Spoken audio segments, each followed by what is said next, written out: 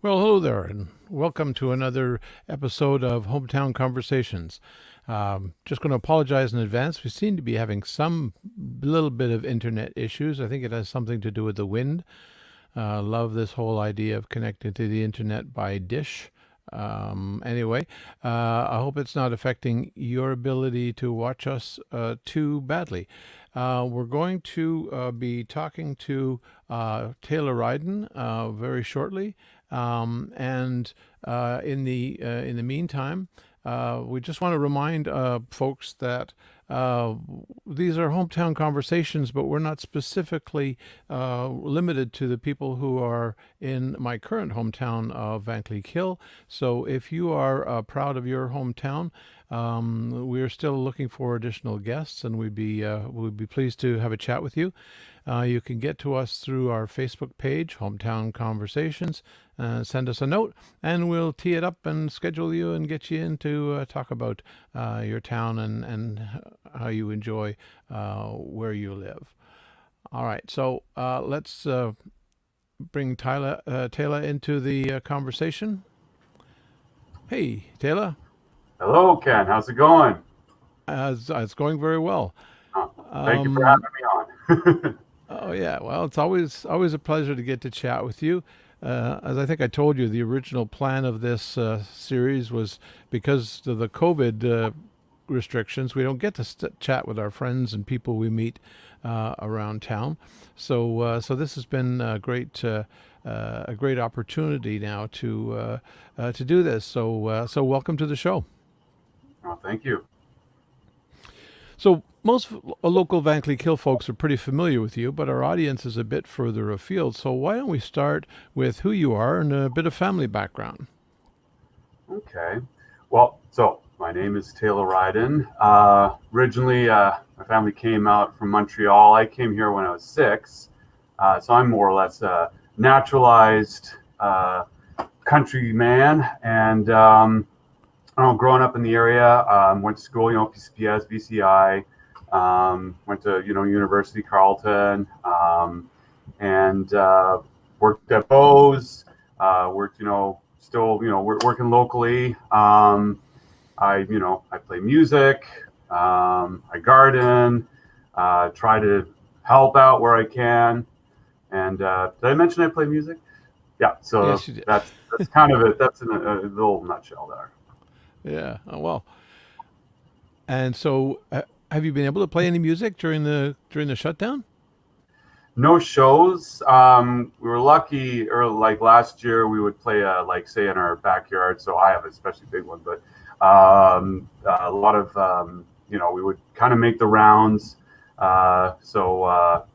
For 50 proof, for example, we, L'Oreal, Ottawa, Vankwick Hill, and Hawkesbury, and then things, when things kind of close down a little more, then that kind of stopped. Like for now, we haven't done anything. We're looking forward for the stay-at-home order to lift, and then we're looking to play at the Heritage Lodge on the 20th. So that's been nice because we can play outside. So there is room to play. Obviously, it's been a while. It's been a long time since we've been in a kind of a bar setting or anything like that, or indoor shows. So it's been quieter on that front. But we've done live streaming. We've done a bit more of that as well when we can get together. Yeah, yeah. That's the hardest part, right? Is getting together. Yeah, Yeah. yeah. Yeah. We're itching for a practice. Yeah, it's Yeah. Like I just booked my first gig this morning. It's going to happen in the beginning of June, so I'm really looking. Now I got to practice. that's it. Eh? It's like, do I remember how to play? It's like been so long, and Yeah. especially with it's a whole thing of just being able to play with someone else in the room. So it's good, eh? June. It's like let's just cross our fingers. When the vaccinations are rolling out and whatnot, and we'll just be able to be outside, and summer's coming, so it's Yeah. yes, so excited. Yeah. So, what do you like most about living here? I really well. Obviously, you've got the Eastern Ontario, the rural landscapes. There's a lot more nature, a lot more greenery. We're surrounded by farmers who are growing food for everybody. There's a lot of specifically like kind of this region, like Vankleek Hill is kind of like a hot spot. Hawkesbury, like this kind of nexus for artistic people, like we're close to Montreal and stuff. And anyways, a lot of artists and musicians, so it's a per capita, right? It's pretty dense and a lot of creative, talented people. So the people are really great. And I mean, yeah, growing up here, I mean, on the property I'm sitting on, we've kind of been shaping it for several years. So I've grown my roots, and I just love it here. So yeah. Right, right. So you mentioned earlier that one of the things that keeps you busy is your gardening, and word is in town that you're into a new venture that includes the gardening. Do you want to talk to us a little bit about that? Yes. So a little bit of, I guess, historical context. The property we're on, so the Grand Barn. So we were a campground for 27 years, and that was phased out, and now kind of looking forward, kind of creeping back into kind of the commercial space, but I don't want to be too commercialized. So we're looking to be something more of a social enterprise. It's not all about the profits. And when we kind of saw with the pandemic kind of hitting, it's always been on the thought of like growing. We're zoned agricultural, so growing was just a no-brainer. Drove it home last spring. Like people are running out of toilet paper, shelves are going bare, and then food security really crept up. It's been for a few years now, but it kind of really got to the forefront. And I was like, you know what? I think this is a good time to I have a good acre that I would be able to prepare and kind of offer plots to people so they could garden. So that was the seed, and a few of like my friends and former camping members over the years had mentioned it. So it's something that's like, okay, it's a good idea. It's still sticking in my head, and the time seemed really good and right to do it. So now we're starting a garden club and a community garden. So we're now open, and yeah, people. We've got the collaboration now with the food bank as well. So they have purchased a plot, and we've donated a plot to them for additional space. And actually, two of our members have also donated part of their plot. So the idea is that with the food bank, so some of their clients, some families and older people, seniors, will be able to grow where they might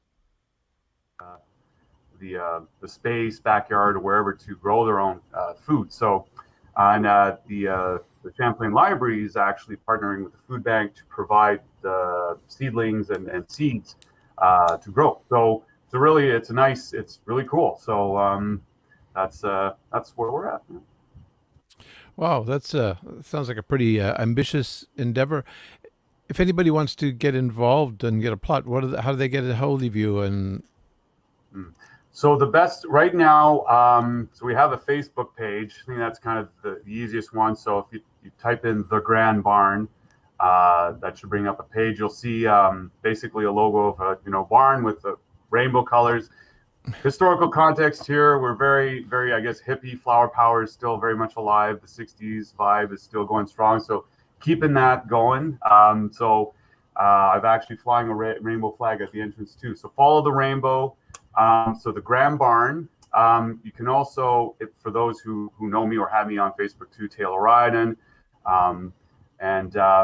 We have garden at thegrandbarn.com as an email address. So I can maybe shoot you a website as well. We're at thegrandbarn.com, which really is a splash page to redirect to the Facebook page until we build out that page a bit more. It's under construction right now. So actually, it's kind of exciting. My wife, Caitlin, she's studying computer programming, and she's upping her web game. So anyways, so there is a page.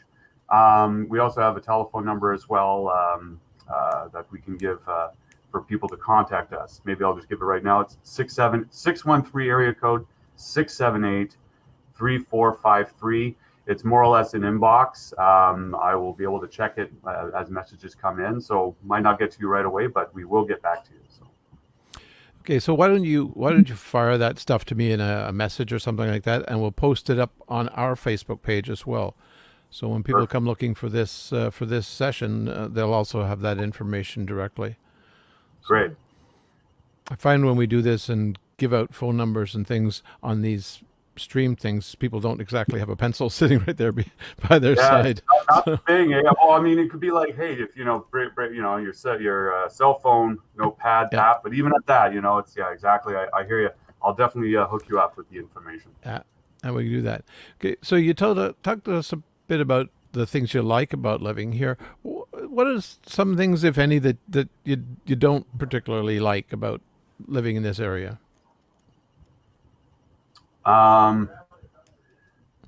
Let me think. That I don't like. I mean, there's things like, well, now you're gonna like. Okay, so I'm a thinker, not necessarily. I'm a great listener, not the greatest talker. So I have to kind of parse my words here. I mean, I'm still really thinking in a pandemic setting. Actually, very fortunate to be out here because of the space. But I guess, in a sense, people are separated by such distances. So on the one hand, it is kind of easier to get together in an open space, but maybe not everyone can get around. So transport, I guess, is one issue. It's something I actually like, but it is kind of a double-edged sword where you kind of need a car to get around. If you don't have a car, actually for some of our garden members who don't have a vehicle, that's kind of one thing that I don't like about the area.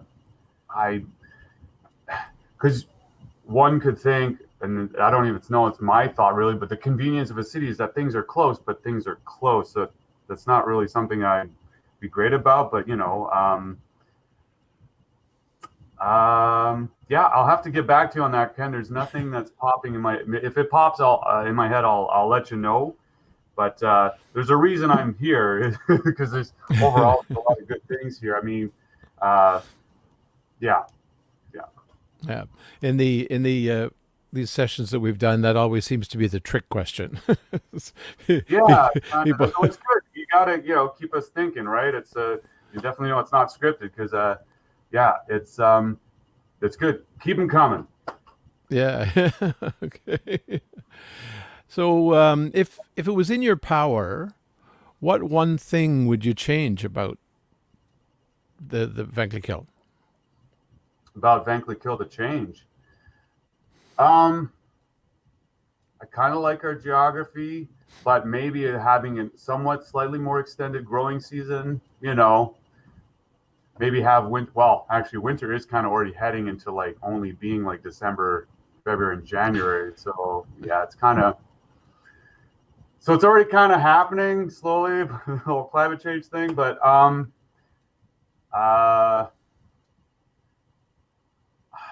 one thing to change. See, I'm sorry, Kat. It's like one of those things. Like, well, I'd have to think about it and then kind of get back to you. But the change, I guess, upgrading the internet infrastructure. I mean, that's in the works. But for everyone, fiber optics. So that telecommuting would be much easier. Actually, with this pandemic, that is one thing I actually, if you can telecommute, why not? Don't have to drive to work, less emissions, less time wasted in rush hour. Again, a lot of the lifestyle for people out here, who are, if you're working a farm or whatnot, it's already kind of, you're outdoors a lot, but it's kind of a nice synergy if you can be in the country, low impact living, and then just kind of working out of your house. So upgrading the internet, that's a kind of a practical thing, I guess, to change, but that change is coming as well. Appreciation of the outdoors. If more people, really appreciate. There's a lot of, new housing and developments and subdivisions coming up, which, it's kind of good. But on the other hand, it's developing, like you see the 34, with the Timmies coming in, things are developing. And it's like, how do you keep the, that balance of, keeping some wild spaces going, wild.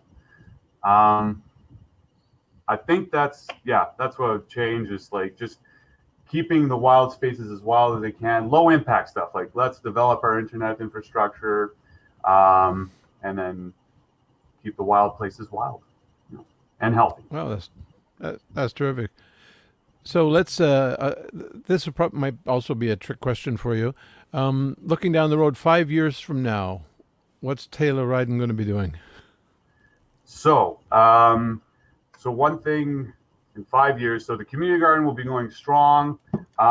We'll actually have our market garden here as well. So it's right now it's so I'm going to be throwing out some other project names, but Alchemy Gardens. It's actually a project that. So last year when the pandemic hit, my sister Celta, who you may know through Baked on the Hill and other endeavors and musical projects like Alpine Sunshine. So I'm plugging her stuff too. But so she came in and we were like, we got to grow food. We got to, get our garden going. And so we started kind of upping that. So Alchemy Garden. So our longtime roommate, kind of groundskeeper, green thumb guru, Al. So that the name, my wife Caitlin's very good as a wordsmith. She's like, Alchemy, can work his name in. So Alchemy Gardens might eventually be something we might sell produce through. I'm going to sneeze just in a second, just to let you guys know it's coming up. But no, it's gone. So anyway, so Alchemy Gardens would be something. And then also some musical endeavors. So anyways, I'm, active with 50 Proof. This sneeze is just going to come out at any time. I don't know. 50 Proof. I also have a local band Balance. We're hoping. Here it is. Good. Good, Dusty. Good. You had us in suspense there for a while. I know, exactly. Well, I'm in the band cave. This is one of our music spaces. Oh no, see the camera's reversed. So it's kind of hard to move things around, but I'll put this back. But anyways, but yeah. So and then the Grand Barn as a project, kind of an umbrella term, as a creative space. I would really like to get that going. So have some, woodworking shops here, other, I have a friend who's a blacksmith, and have, doing kind of interesting workshops on the property, eco-tourist workshops as well. So, wild foraging.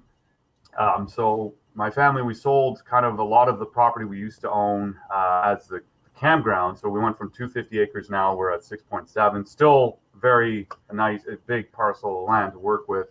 But there's some old growth forest that we can still walk to. And so the new owners, my friend Ludovic Villeneuve, he's there and he's taking care of the fields. And the nice thing is that the property we sold won't be developed. So there won't be, buildings and such. It'll stay agricultural. So it'll, at least for that, we'll have that buffer. And so wild foraging, in the Grand Forest. And then maybe touring, playing more music. I'm trying to be a simple man and but playing music is something I want to make more time for, and actually, got a lot of songs kind of floating around and just getting those recorded and out there in 5 years, less than 5 years. Sure. Well, that'll keep you off the streets anyway. A project just like that. Yeah. Okay, well, this has been really great, Thaila. I've really enjoyed chatting with you. I hope we get some people log in there and take a look at this once it's up and out there. And so I do appreciate your time. And just as an aside, since you mentioned your sister, you might want to mention to her I'm coming after her for one of our Sunday musical broadcasts. There you go. I think Sunday is one of the rare days she's actually kind of free, so that should be able to work. I'll definitely give her the heads up on that. Yeah. Okay. Thanks again. Enjoy the rest of your day. And I'm sure that very, very soon we'll be seeing each other around town.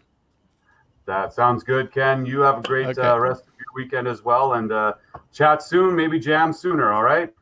Yeah, I hope so. All right. Bye for now. All right. Take care.